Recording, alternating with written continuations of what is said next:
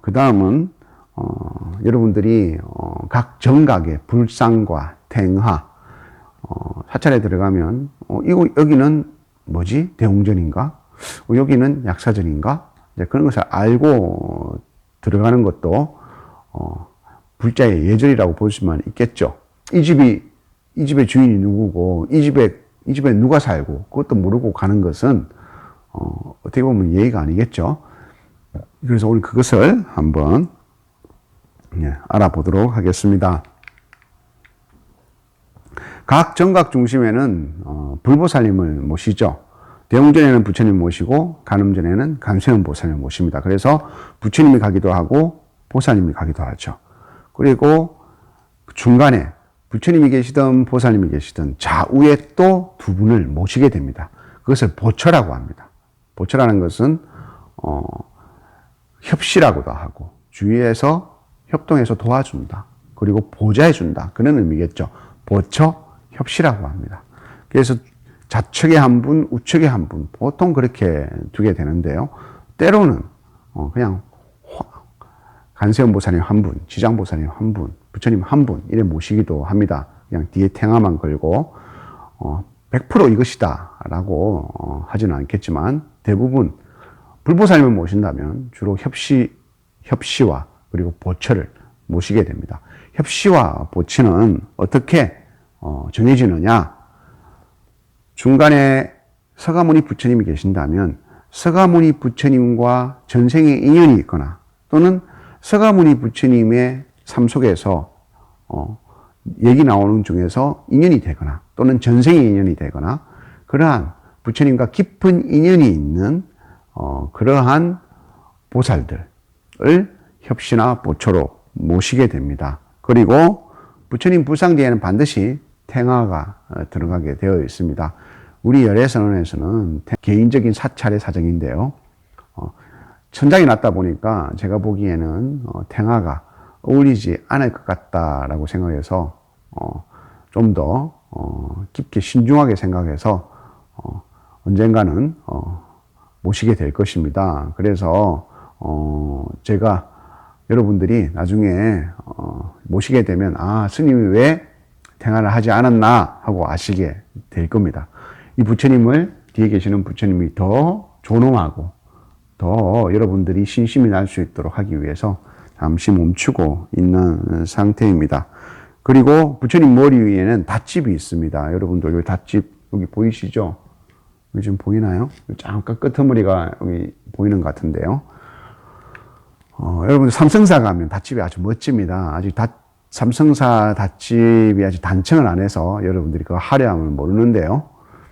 삼성사에 가면 부처님 머리 위에 닷집이 이렇게 정말 장엄하게 되어 있습니다.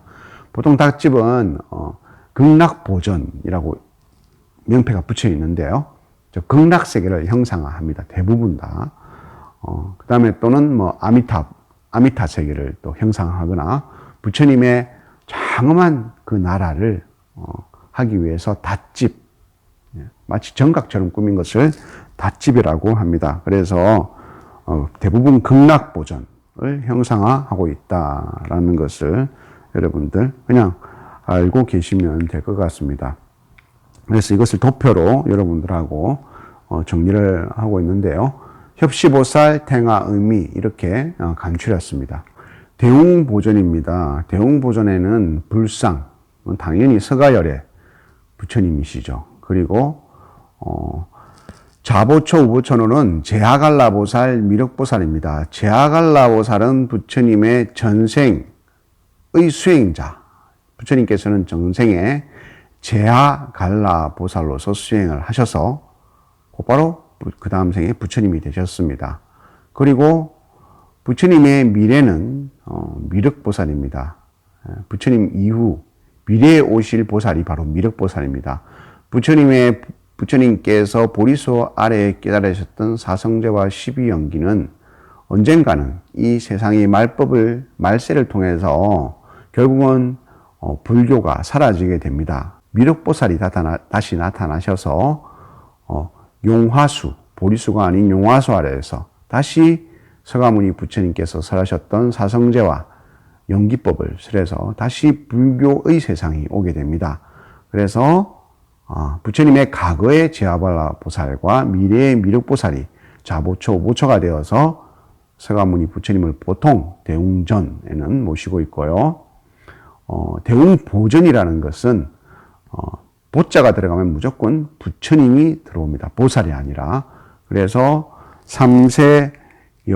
삼세열애죠. 그래서 밑에 보면 서가모니 부처님이 중간에 계시고 아미타 부처님이 계시거나 약사열애 부처님이 자보처, 우보처 세 분 다 부처님이죠. 그러면 중간에 서가모니 부처님이 들어가면 무조건 대웅전이나 대웅보전인데 어떤 것이 차이냐?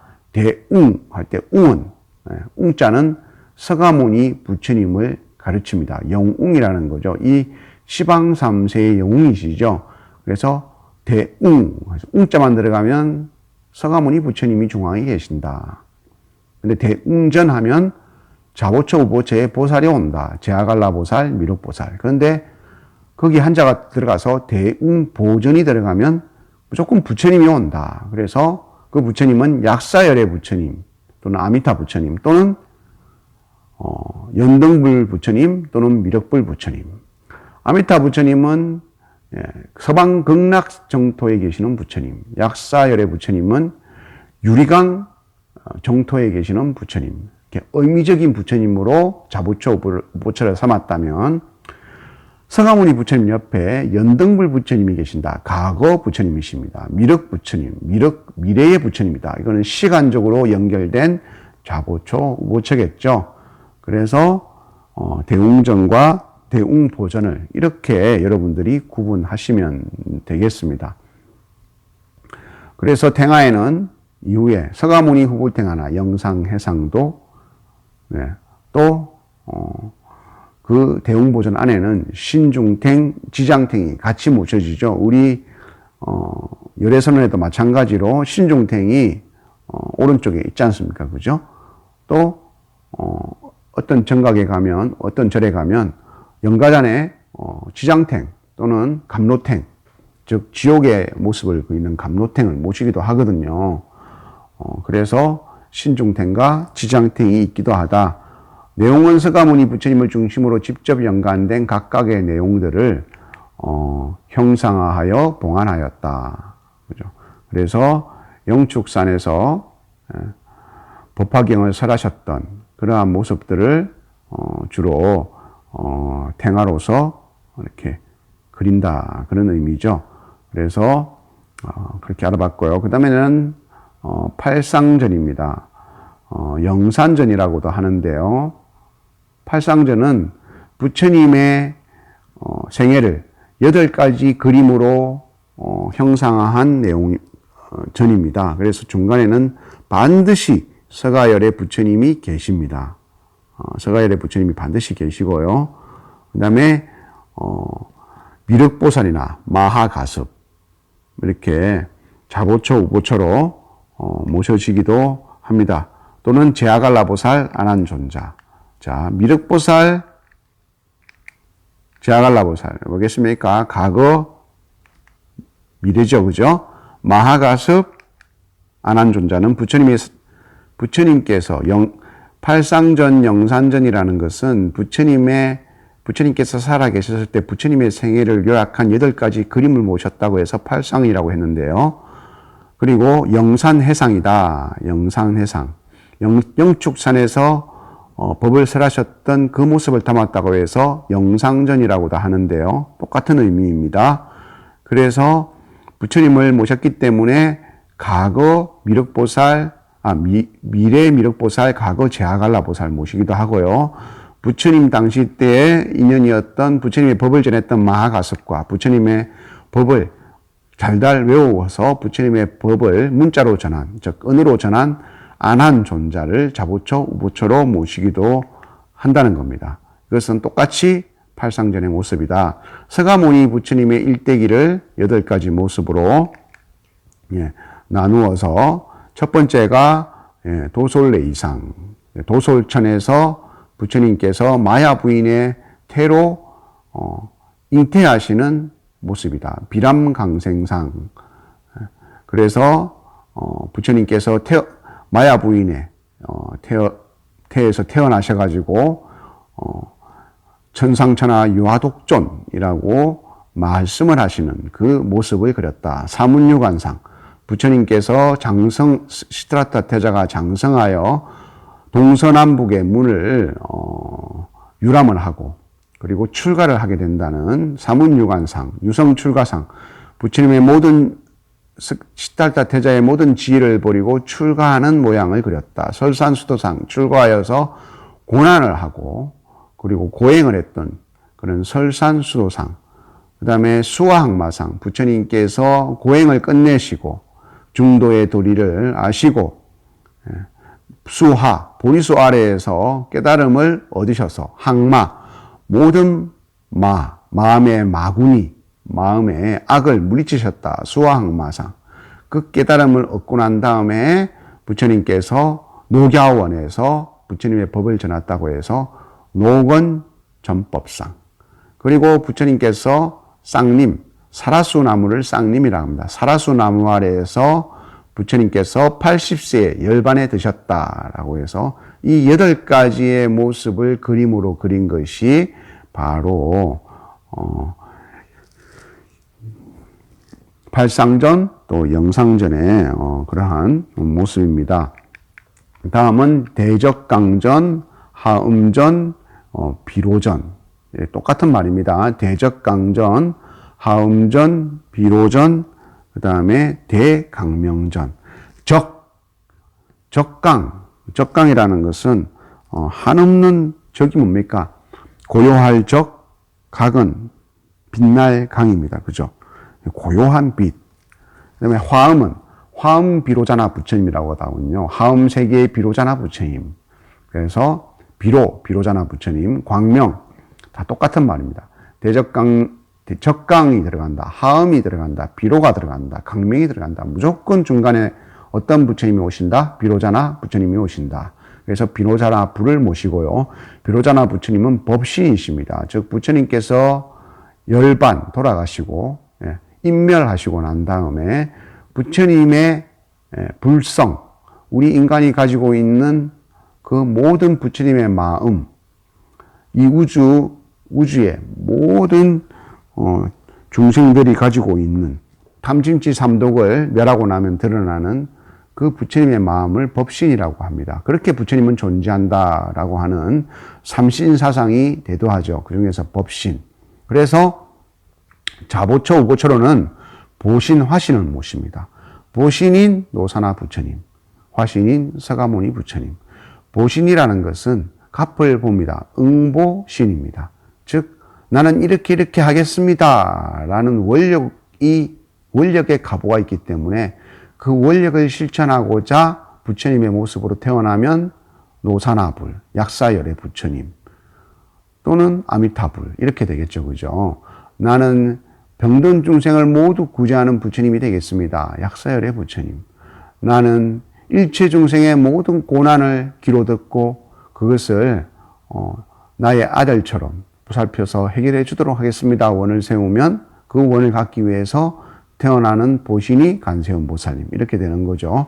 화신은 변하여 나타나는 신이다. 즉 비로자나 부처님 법신이 인간의 몸을 받고 변화해서 인간의 몸을 받고 태어난 부처님이 서가모니 부처님이다. 즉 서가모니 부처님은 인간이시지만 법신이 화신으로 태어나신 것이 서가모니 부처님이다 라는 그런 의미입니다. 그래서 대적강전, 적강, 하음, 비로, 강명 들어가면 무조건 비로자나 부처님이다.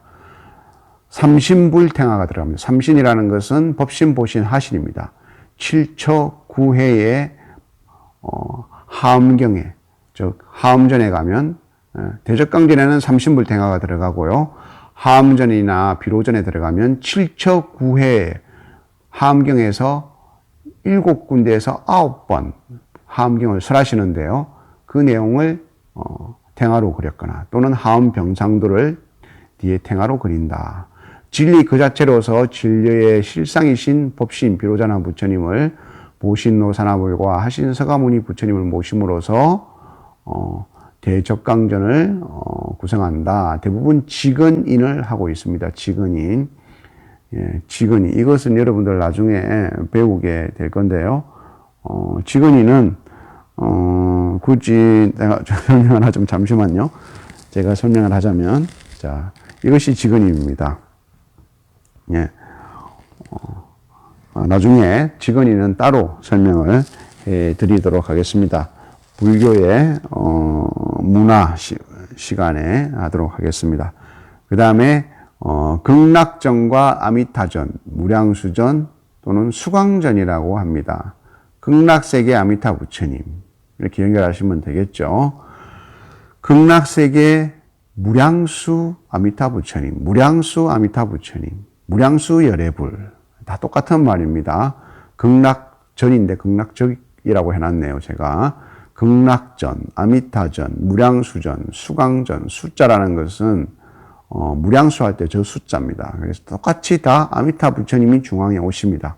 무량수불이라고도 하고요. 아미타 부처님의 자보처는 간세음 보살님이시고 우보처는 대세지 보살입니다. 또는 지장보살님을 모시기도 합니다. 우리 현재 열애선원의 부처님도 바로 부처님께서 아미타 부처님이시고요. 그리고 간세음 보살님과 지장보살님이 이렇게 자보처, 우보처로서 모셔져 있죠. 그리고 아미타불, 후불탱하는 16강경변상도, 아미타 열애영도, 극락해상도로 구성되고요. 서방정락궁토의 주불로서 간세음보살, 대세지보살을 거느리고 무량한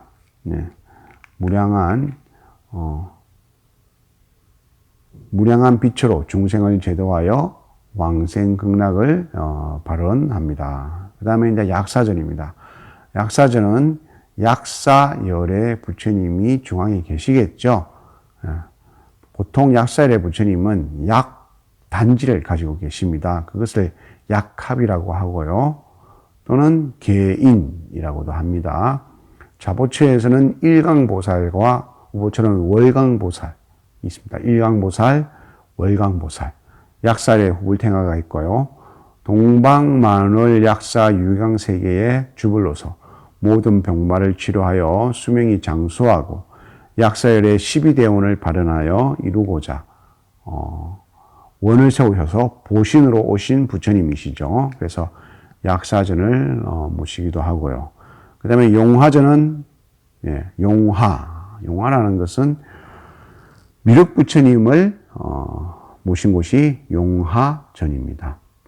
그래서 용화수 아래에서 미륵 부처님께서 깨달음을 얻기 때문에 용화전이라고도 하죠. 그리고 자보처로는 법화림보살, 우보처로는 대묘상보살을 모십니다. 미륵, 용화, 정토탱화, 미륵, 하생, 경변, 상도를 탱화로 하고요. 석가모니 부처님 이후 56억 7천만 년 후, 56억 7천만 년 후 사바세계에서 용화수 아래에서 깨달음을 이루어 다시 불법을 펼칩니다. 이때 사성제를 똑같이 설하시죠. 그래서 용화전에는 바로 미륵 부처님을 모신다. 그 다음에 천불전이죠. 천불전에는 이거는 불조전이라고도 해요. 53부를 모시기도 하고 천부를 모시기도 하고 삼천부를 모시기도 하고요. 불교의 다부라, 부처님을 아주 많이 모시는 거죠. 그래서 우주에 모두 두루 존재하시는 부처님을 모시는 정각이다. 그 다음에 여러분들이 잘 아시는 원통전, 간음전입니다. 원통전, 간음전 똑같은 말입니다. 간세음보살님께서는 원통, 두루 원통할 통, 중생의 모든 건기를 두루 통해서 그 건기마다 그 소리를 들으시고 모두 그 고난을 해결해 주신다 해서 원통. 그래서 또 능은경에서 이근 원통장에서 이근 기의 근을 통해서 기로 듣는 것을 통해서 원통을 얻었다 해서 원통전이라고 합니다. 간세음보살님이 중앙에 계시고요. 남순동자와 해상용왕이 자부처 우보처로 자리합니다. 남순동자는 하엄경에서 간세음보살님을 이렇게 칭견하고 또 그러한 내용들로 인해서 인연이 되죠. 그리고 성간음도, 백의 간음도, 천수간음도, 수월간음도, 11면 간음도로서 탱화를 구성하고요. 항상 중생들의 소리를 두루 들으시니 원이며 모두 평등하게 구제해 주시니 통이다. 아까 말한 것처럼 운각경 이등 원통장에서 대자대비로서 고난을 구제해 주신다는 거죠.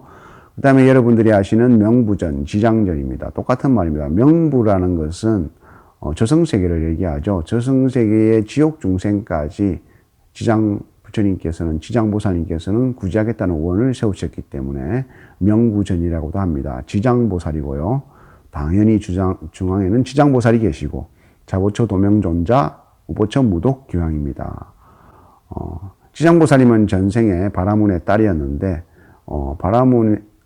바라문인 어머니가 부처님을 비방하고 그리고 불교를 믿지 않고 그리고 인색하고 또 사람들에게 가문이설로서 그러한 갑으로 인해서 지옥에 떨어지게 됩니다. 그래서 전생에 바라문의 딸이었던 지장보살님은 지옥에 가는 어머니를 구제하기 위해서 전 재산을 모든 중생들에게 해양하고 지극하게 발언을 세워서 지옥에 계시는 어머니를 구제하고자 원을 세워서 지장보살님 왼쪽에 계시는 도명존자는 중국 개원사의 성녀로서 우연히 사후세계를 경험해서 지옥을 이리저리 돌아다니다가 지장보살님을 만나게 됩니다. 그렇게 되어서 지장보살님의 자부처로 계시게 되고요. 무독경은 바로 부처님의 지장보살님의 전생이었던 바라문의 딸이 어머니를 만나러 가는 그 지옥을 안내해주는 기왕이었습니다. 그렇게 해서 지장보살님과 전생의 인연으로 만나게 되어서 우보처로 모시게 되는 것입니다. 그리고 지장전에는 지옥세계를 관장하는 지옥시왕, 10명의 왕이 있다고 해서 10왕, 그래서 시왕이라고 하죠. 발음대로 하면 시왕을 모시고 있습니다. 또 머리에 왕처럼 이렇게 굿을 관을 쓰고 있는 사람들이 판관입니다. 그리고 그 다음에 재상처럼 머리를 털고 있는 녹사, 그리고 사자, 기왕, 나찰, 장군, 동자 이런 것들을 모시고 있습니다. 지장탱하는 지장시왕도 또는 지옥도 감로탱을 모시는데요. 지장보살님은 참 좀 특수한 위치에 있습니다.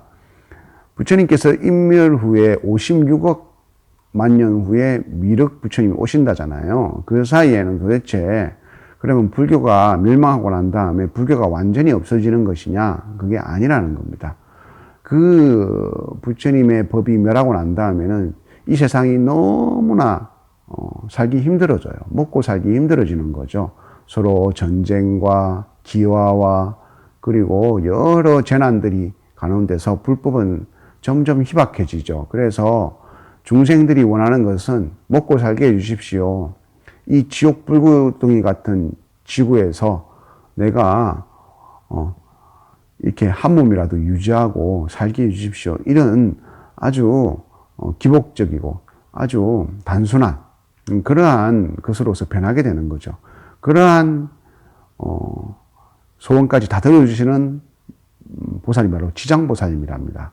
그래서 지장보살님은 지옥에 있는 정말 나쁜 중생들까지도 구제한다는 원을 세웠잖아요. 그런 말법에서 서로를 비방하고 서로의 신앙을 탐내고 이러한 중생들까지 지장보살님은 끝까지 남아서 중생을 구제해 주기 때문에 서가모니 부처님께서 인멸 후 미륵 부처님이 오시기까지 지장 부처님께서 불교를 이어가십니다. 말법의 불법을 이어받아 지옥의 모든 중생을 구제할 때까지 성불을 미룬 대원본전의 보살이 바로 지장보살님이시다라고 아시면 되겠습니다.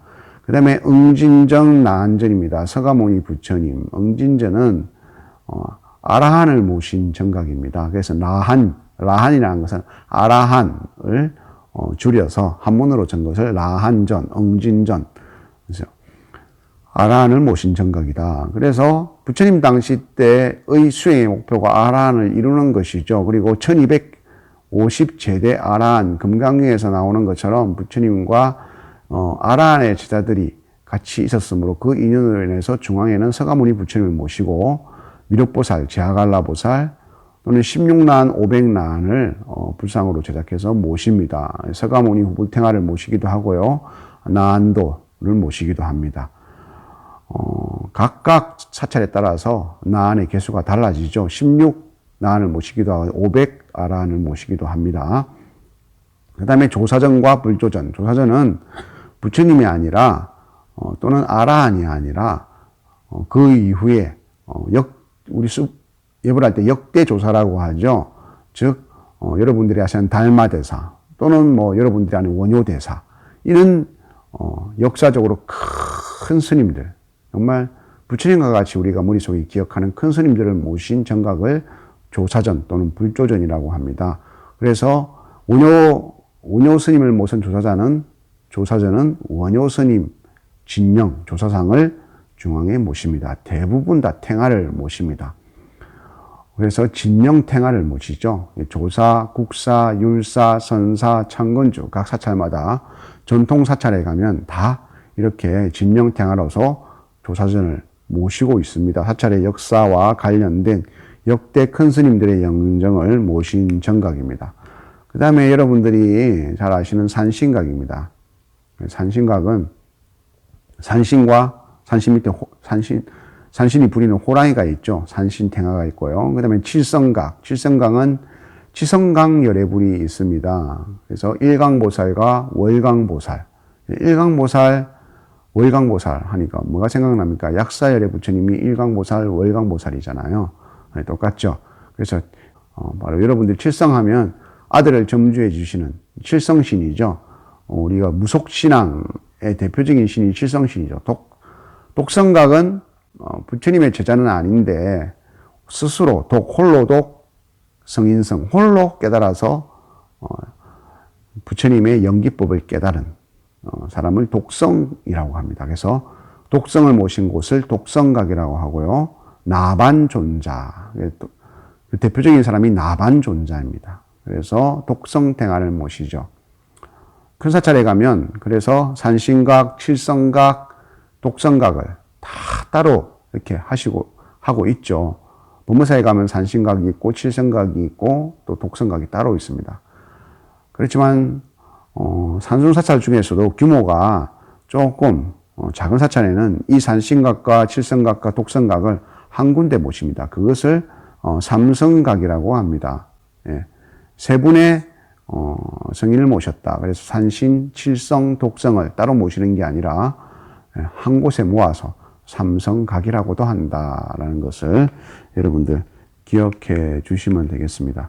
그리고 종각이 있죠. 종각에는 범종, 법고, 운판, 모거 이거를 불교의 사물이라고 해요. 이런 것들이 또 보살국시 잘 나올 수 있겠죠. 네 가지니까 사지천당으로 다음 중 사물이 아닌 것은 범종, 법고, 운판, 모거 예불시에 차례대로 울리는데요. 범종은 지옥 중생을 제도하기 위해서 범종은 둥 소리가 저 지옥까지 닿는다죠. 그래서 지옥 중생을 제도하고 법고는 북소리가 당당당당당당 마치 말발굽 소리, 즉 네발 달림 짐승들의 말발굽 소리를 형상하였다 해서 축생, 육지 중생을 제도하고요. 운판은 종을 땡 치면 그 소리가 하늘로 올라가죠. 그래서 날짐승을 제도하고 모거는 나무로 만든 물고기를 침으로써 수리 중생을 제도해서 즉 모든 중생이 제도하고 모든 중생에게 부처님께 올리는 예불이 시작되어나가는 것을 알리기 위해서 사물을 두드리게 됩니다. 그리고 금강문은 사찰의 경계를 표시한 산문, 그 다음에 여기서부터는 부처님의 나라, 부처님의 세계이다. 그래서 한 마음으로 모아라. 중생의 마음이 12처, 안이비설신의 색성양미촉법 12관지로 나누어진 그것을 한 마음으로 모아라. 그 일주문 다음에 금강문이 대부분 있습니다. 그래서 일주문과 금강문 다음에 천왕문 또는 일주문과 금강문 다음에 부리문 이렇게 있는 사찰들이 있습니다. 금강문은 금강 역사가 사찰을 지키는 그런 역할을 하는 문인데요. 또는 문수 동자가 사자를 타고 있거나 보현 동자가 코끼리를 타고 있습니다. 금강 역사가 두 분이 서 계시는데요. 좌측에는 밀적 금강이 훔 하는 입이 훔 해서 입이 약간 튀어나와서 입이 이렇게 튀어나와요. 훔 하는 소리를 내면 입이 튀어나오죠. 그 다음에 나라형 금강은 아 해서 입을 벌리고 있습니다. 그래서 아 훔은 아 하는 소리는 우주가 시작되는 소리, 훔 하면 우주가 끝나는 소리, 아 하면 입이 열리는 소리, 훔 하면 입이 닫히는 소리. 마치 그거와 같이 이 우주가 끝나고 이 우주가 시작될 때까지 부처님의 불법을 지키겠다. 그런 의미로서 금강 역사를 모시기도 합니다. 불교에 기여한 인도의 신화의 금강신들이 부처님의 불법을 지킨다는 그런 의미가 있죠. 그 다음에는 또 천왕문이 있습니다. 아까 말한 것처럼 일주문과 일주문이 지나서 그 다음에 금강문이 지나서 천왕문이 있습니다. 사천왕문이라고 하고요. 사천왕을 모시는데요. 사천왕 탱화가 뒤에 그려져 있죠. 그래서 욕계 육천, 욕계는 우리 인간이 사는 세상이죠. 사바세계라고 하죠. 욕계 육천의 사방을 다스리며 불법을 수호하고자 서원을 세웁니다. 동방에는 지국천왕, 비파를 들고 있습니다. 서방에는 강목천왕, 용을 들고 있고요. 남방에는 정장천왕이 칼을 들고 있고요. 북방에는 다문천왕이 탑을 들고 있습니다. 그래서 이렇게 연결하는 것도 잘 나오겠죠. 지국, 비파, 강목, 용, 정장, 칼, 다문, 탑 이렇습니다. 그죠? 그렇게 다 외울 필요는 없지만 한두 가지만 잘 외워도 사지선다형에 이렇게 응시를 해볼 수도 있겠죠. 다문이라는 것은 많이 듣는다는 뜻이거든요. 탑 안에 경전을 봉안한다. 그래서 다문, 천왕은 탑이다. 이렇게 외우기 쉽겠죠. 그 다음에 강목의 용을 그린다 하면 외우기 쉽겠죠. 강목의 용을 그려야지 라고 해서 강목, 용. 그 다음에 정장. 이 칼은 정장이다. 이 칼로 힘이 정장되어서 이 불법을 지킨다. 그래서 정장은 칼이다. 이렇게 외우시면 잘 외우실 것 같아요.